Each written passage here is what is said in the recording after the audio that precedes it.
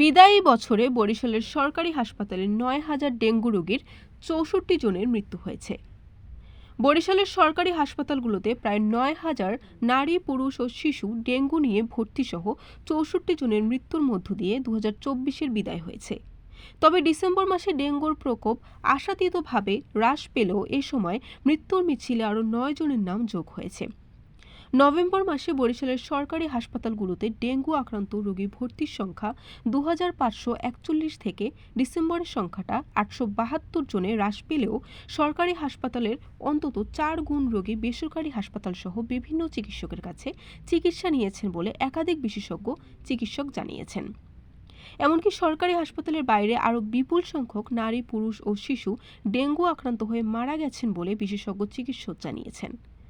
বিগত বছরগুলোতে সেপ্টেম্বরের শেষ ভাগেই বরিশাল অঞ্চলে ডেঙ্গুর প্রকোপ হ্রাস পেতে দেখা গেলেও গত অক্টোবরেও বরিশালের সরকারি হাসপাতালগুলোতে ভর্তিকৃত রোগীর সংখ্যা ছিল ২,৫০০-এরও বেশি। Barishal dot news.